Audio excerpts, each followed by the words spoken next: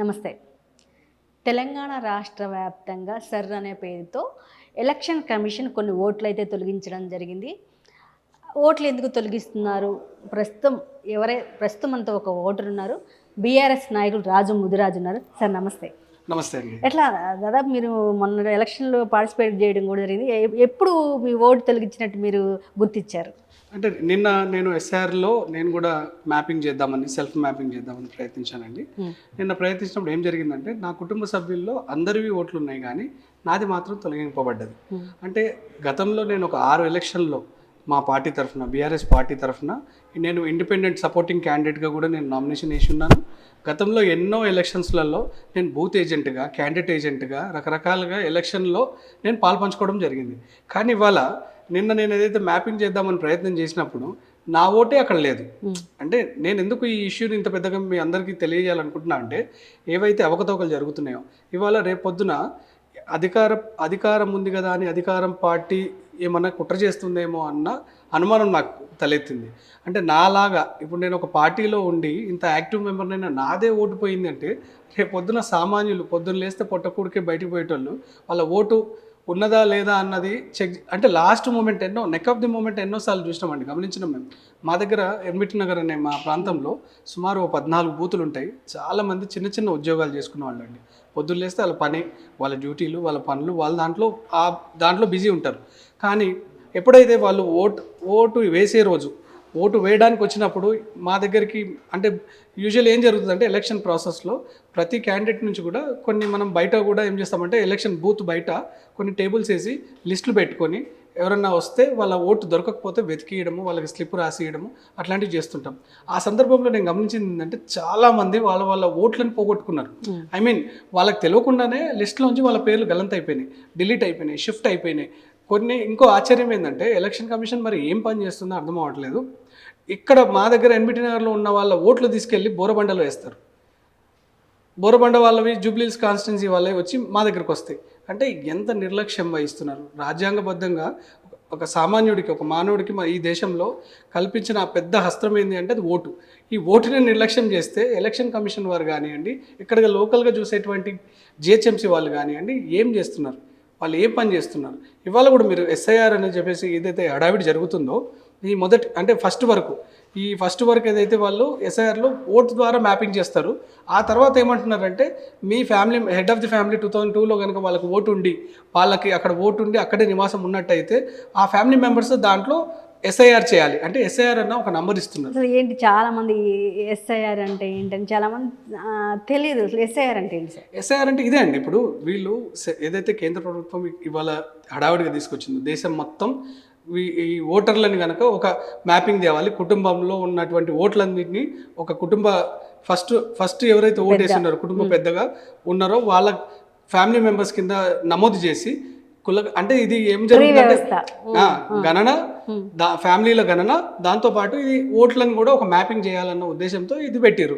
ఇదంతా పెట్టిరు బాగానే ఉంది. కానీ దీంట్లో అధికారులు ఎవరైతే పాల్గొంటున్నారో అధికారులని చెప్పే కంటే కూడా మినిమం క్వాలిఫికేషన్ లేని వాళ్ళని కూడా దాంట్లో పెట్టడం వల్ల వాళ్ళకి తూతూ మంత్రంగా పనిచేస్తున్నారు. ఇవాళ చాలామందివి వాళ్ళ ఓట్లు గల్లంత అవుతున్నాయి. ఇవాళ ఓటర్ లిస్టును పట్టుకొని పరిగెత్తాల్సిన పని అయిపోయింది. అసలు చేయాల్సింది ఏంటంటే ఇంత పెద్ద వ్యవస్థ పెట్టుకున్నాం మనం, దేశం మొత్తం ఎలక్షన్ కమిషన్ మన దగ్గర ఇంత పెద్ద జిహెచ్ఎంసీ వాళ్ళే చూస్తారు కాబట్టి ఎలక్షన్ పనులు. ఇవాళ వాళ్ళు ఇంటింటికి వెళ్ళి ఒక మున్సిపల్ నెంబర్ ఉంది, హౌస్ నెంబర్ ఉంది, అక్కడికి వెళ్ళి దాంట్లో ఫ్యామిలీ హెడ్ ఎవరు వాళ్ళు అక్కడికి వెళ్ళి ఇంటికి వెళ్ళి చేయాల్సిన పని ఇవాళ నేను చాలా గమనించానండి. మీరు కూడా రావచ్చు, మీరు కెమెరా తీసుకొని వస్తే నేను తప్పకుండా రేపు కంపల్సరీ మీ దగ్గరికి వస్తాం, రావాలండి. ఎందుకంటే ఇది ఏం జరుగుతుందంటే అండి, కొంతమంది ఇప్పుడు ఏదైతే అధికార పార్టీ ఉందో ఆ పార్టీకి సంబంధించిన కొంతమంది నాయకులు వాళ్ళు డిక్టేట్ చేస్తున్నారు వీళ్ళని. ఎక్కడ పోయి చేయాలి, పలానా గలీలో పోయి విలేజ్ చేయి, పలానా చోట విలేజ్ చేయి, పలానా చోట విలేజ్ చేయాలి. అంటే మిగతా వాళ్ళు ఏం కావాలి అంటే వేరే పార్టీకి అనుకూలంగా ఉన్న వాళ్ళు ఏం కావాలి అంటే మీకు అనుకూలంగా ఉన్న వాళ్ళని మాత్రం మీరు టెంట్లు వేసి అధికారులను అక్కడ కూర్చోబెట్టి కూలర్లు పెట్టి అక్కడ మీరు పనిచేస్తారు. ప్రజెంట్ అంటే కొన్ని చోట్ల టెంట్లు వేసి ఇలాంటివి నడుస్తుందండి. మీకు చూపిస్తాను, మీకు ఫోటో కూడా చూపిస్తాను. చూడండి, తాపిగా తాపిగా వీళ్ళు ఏం చేస్తున్నారంటే టెంట్లు వేసుకొని కూలర్ పెట్టుకొని ఒక చోట కూర్చుంటున్నారు. పోలో మనీ ఇప్పుడు ఏం చేయాలంటే ఓటర్ ఐడీలు పట్టుకొని జనాలు వాళ్ళ దగ్గర పరిగెత్తాలి. సీనియర్ సిటిజన్స్ ఉంటారు, పెద్ద ఏజ్ వాళ్ళు ఉంటారు, మరి వాళ్ళంతా ఎక్కడ పోవాలి? వీళ్ళు చుట్టూ ఇది గవర్నమెంట్ ఇట్లా ఎలక్షన్ కమిషన్ చేస్తుందా లేక తెలంగాణ గవర్నమెంట్ చేస్తుందా? ఇదేం చేస్తుందంటే అసలు వాళ్ళకి ఇచ్చిన పని ఏంటంటే ఇంటింటికి వెళ్ళి మ్యాపింగ్ చేయాలని వాళ్ళ అధికారం, వాళ్ళకి ఇచ్చిన ఇన్స్ట్రక్షన్స్. కానీ వాళ్ళు ఏం చేస్తారు, అధికార పార్టీకి సంబంధించిన కొంతమంది చోటా మోటా గల్లీ లీడర్లను పట్టుకొని ఒక టెంట్ వేసుకొని ఒక చోట కూర్చొని వీళ్ళు ఈ తమాషా చేస్తున్నారు. అంటే సామాన్యుడు ఓటు ఏం కావాలి అంటే అంత నిర్లక్ష్యమా, అంత విలువ లేదా మా ఓటుకి? ఇవాళ అధికారులు కంప్లీట్ గా దీన్ని చేసే పద్ధతి తప్పు చేస్తున్నారు. వాళ్ళు ఇంటింటికి సర్వేకి వెళ్ళాల్సిందే, ఇంటింటికి వెళ్ళి మ్యాపింగ్ చేయాల్సిందే. అసలు మీరు ఎట్లా గుర్తించారు? ఒకసారి ఒక కెమెరాకి ఒకసారి చూపించండి. తప్పకుండా ఇది చూడండి, ఒకసారి అది చూపించండి జూమ్ చేసి. ఇది చూడండి, ఇది నా ఓటర్ ఐడి అండి. ఇది నా ఓటర్ ఐడి. ఇది మొన్న ఎంపీ ఎలక్షన్స్లో నేను వేసిన ఓటు. నా సీరియల్ నెంబర్ వచ్చి 1384. ఇది నా ఓటర్ ఐడి. మా ఫ్యామిలీ మెంబర్స్ అందరివి ఉన్నాయి. నాది మాత్రం ఇప్పుడు ఆన్లైన్లో చెక్ చేసినప్పుడు ఏం చూపిస్తుంది? ఎట్లా చెక్ చేశారు? ఆన్లైన్లో ఇప్పుడు ఏదైతే ఎలక్షన్ కమిషన్ వారు ఇచ్చినటువంటి వెబ్సైట్లో నేను చెక్ చేసినప్పుడు ఇది నా ఓటర్ ఐడి. ఇక్కడ నేను అది వేసి క్లిక్ చేసినప్పుడు నో రికార్డ్స్ ఫౌండ్ ఉంటుంది. ఓకే. మరి నేను గతంలో 2020లో ఇండిపెండెంట్ క్యాండిడేట్గా నేను పోటీ చేసిన. నేను పోటీ చేసేటప్పుడు నామినేషన్ వేసేటప్పుడు నాకు ఒక ఎక్స్ట్రాక్ట్ ఇస్తారు, అది ఉంటేనే నామినేషన్ అలౌ చేస్తారు. మొన్న ఎంపీ ఎలక్షన్లో, డిసెంబర్లో జరిగినటువంటి ఎంపీ ఎలక్షన్లో నేను బూత్ ఏజెంట్గా ఉన్నా. మా పార్టీకి సంబంధించి నేను బూత్ ఏజెంట్గా ఉన్నా. ఇది నా ఐడి కార్డు. ఈ ఐడి కార్డు ఇవ్వాలన్నా కానీ మన ఎలక్షన్ కార్డు చూస్తారు వాళ్ళు. ఆ ఎలక్షన్ కార్డు ఉంటేనే మనకి ఐడి కార్డు అలౌ చేస్తారు. సో ఇంత అంటే ఎందుకు నాకు ఆవేదన కలిగిందంటే ఇట్లా ఎంతమందిని చేస్తున్నారు, ఇట్లా ఎన్ని ఓట్లు. ఇవాళ నాకు భయం వేస్తుంది. బెంగాల్లో 90 లక్షల ఓట్లు అంటున్నారు, బీహార్లో 60 లక్షల ఓట్లు అంటున్నారు. ఇవాళ తెలంగాణలో ఏం చేయబోతున్నారు, హైదరాబాద్లో ఏం చేయబోతున్నారు అంటే ఎటువంటి కుట్ర జరుగుతుంది? ఇది చాలా అనుమానాలకు తావిస్తుంది. వెంటనే all party meeting election commission తీసుకోవాలి. ఏదైతే 1వ తారీఖు అని చెప్పేసి వీళ్ళు డెడ్ లైన్ విధించారో దాన్ని కొంత పొడిగించి ఇప్పటిదాకా జరిగినది ఏదైతే వీళ్ళు ఎస్ఐఆర్ అని చెప్పేసి మ్యాపింగ్ చేసారో అవి సరిగ్గా జరిగిందా లేదా, అది ఆల్ పార్టీ డెలిగేట్స్ని పెట్టుకొని వాళ్ళు ఆ క్లారిటీ ఇవ్వాలి. లేకపోతే దీంట్లో ఎన్నో అవకతవకలు జరుగుతున్నట్టు మాకు అనుమానంగా ఉంది. నేను అధికారులను నేను విమర్శించట్లేదు, కానీ ఇచ్చిన పనిని ప్రాపర్గా చేయండి.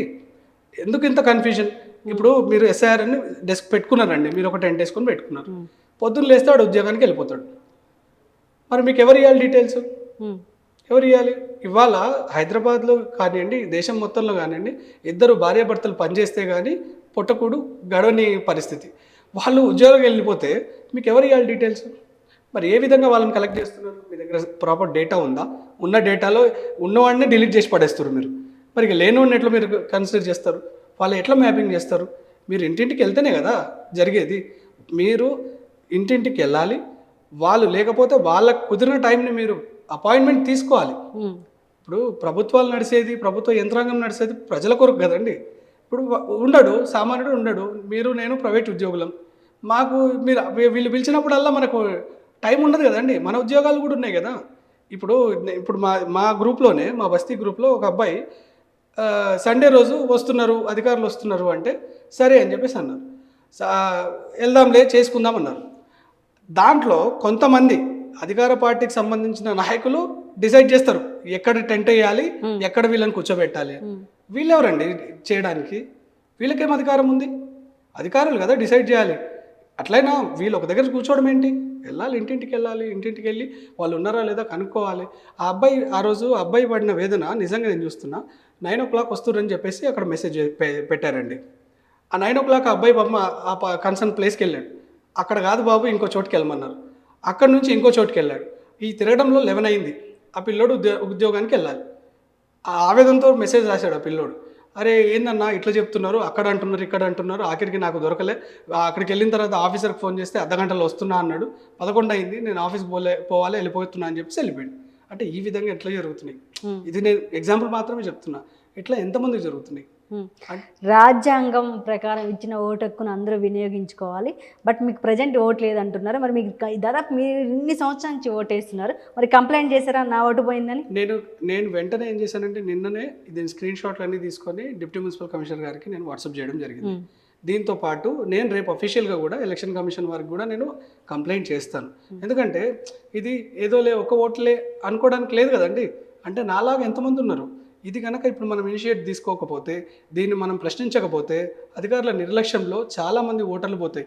ఎందుకు ఓటు ఒక్కటే అంటే రాజ్యాంగం ఇచ్చిన ఒక అధికారం కాదు. ఇవాళ దిక్కుమాలిన పరిస్థితి ఏంటంటే ఏ పార్టీ వచ్చిన అధికారంలోకి నీకు ఓటు ఉందా అని అడుగుతుంది. వాళ్ళు ఇచ్చే పథకాలు మాకు చెందాలంటే నీకు ఓటు ఉందా, ఇక్కడ నువ్వు ఇక్కడ ఓటేసినావా అని అడుగుతారు. మరి ఇదే నాయకులు రేపొద్దున నువ్వు ఓటేసినావా అని అడుగుతారు కదా, మరి మా ఓట్లు పోయినాయి కదా, దాన్ని మీరే ఎందుకు మాట్లాడరు? మీరు మాట్లాడాలి కదా. ఇప్పుడు సామాన్యుడికి మీరు ఏ పథకం పెట్టినా నువ్వు ఓటు ఉందా, నువ్వు ఇక్కడ ఓటేసినావా, నువ్వు ఇక్కడ వేయలేదు, నువ్వు ఆడున్నది నీ ఓటు అని ఇట్లా పంపించేటప్పుడు మరి నా ఓటు పోతుందన్నప్పుడు మీరు అందరూ బాధ్యత తీసుకోవాలి కదా. ఓటింగ్ రోజే ఓట్ల, తర్వాత ఓట్లు అక్కర్లేదా? ఇది నేను అడుగుతున్నాను. ఎట్లా మీ ప్రాంతంలో మీ ఓటు ఒక్కటే తొలగించబడింది, ఇంకా చాలా మంది చాలా మంది ఉన్నాయండి. ఇప్పుడు నేను చెప్తున్నా కదా, నేను నా ఒక్కటే మాట్లాడట్లేదు, చాలా మంది ఉన్నాయి. నేను ఇప్పటికి కూడా రిక్వెస్ట్ చేసేది ఒకటే, డిపార్ట్మెంట్ వాళ్ళని రిక్వెస్ట్ చేసేది ఒకటే. నేను ఏ ప్రభుత్వాన్నో ఇంకోళ్ళనో విమర్శించట్లేదు. డిపార్ట్మెంట్ని రిక్వెస్ట్ చేసేది ఒకటే, హయ్యర్ అఫీషియల్ని రిక్వెస్ట్ చేసేది ఒకటే. కింద మీరు బిఎల్ఓలుగా పెట్టిన వాళ్ళు కానివ్వండి, ఆ కింద కొంతమంది నేను గమనించిన ఆర్పీలని, మహిళా సమాఖ్యలో ఉన్నటువంటి ఆర్పీలని, వాళ్ళు పాపం చిన్నగా చదువుకున్నారు, వాళ్ళు తక్కువ చదువుకున్నారు, అవగాహన లేదు. వాళ్ళకి ట్రైనింగ్ ఇచ్చిన అన్నారు, ప్రాపర్ ట్రైనింగ్ లేదు. ప్రాపర్ ట్రైనింగ్ లేకుండానే వాళ్ళని ఫీల్డ్లో దింపేసారు. మరి వాళ్ళు వెళ్ళి చేస్తారా అంటే వాళ్ళు ఎక్కడో కూర్చొని ఫోన్లు కొట్టుకొని పని చేస్తున్నారు. ఇది తప్పు కదండి. మీరు ఎంత టెక్నాలజీ ఉంది పెట్టండి, బాడీ కెమెరా పెట్టండి, వాళ్ళు ప్రాపర్గా చేస్తున్నారో లేదో చూడండి. రేపు పొద్దున మీకు ఎవిడెన్సే కదా. ఇప్పుడు రోడ్డు మీద వాడు హెల్మెట్ పెట్టుకొని పోకపోతేనే బాడీ కెమెరా పెట్టుకొని ఎస్ఐ ఛాలెంజ్లు వేస్తున్నాడు. మరి బాడీ కెమెరా ఒక ఓటుకి నువ్వు బాడీ కెమెరా ఇచ్చి పెట్టలేవా? ఉంది కదా, వ్యవస్థ ఉంది కదా, మనకి వ్యవస్థ ఉంది కదండి. ఆధార్తో లింకప్ చేయాలి. ఇంత వ్యవస్థ ఉన్నప్పుడు మనం యూటిలైజ్ చేయడానికి ఏం పోయింది చెప్పండి. ఇప్పుడు ఒక బిఎల్ఓ ఉన్నాడండి, ఇవాళ బిఎల్ఓ ఇంకో కొంతమంది స్టాఫ్ని తీసుకొని చేస్తున్నాడు.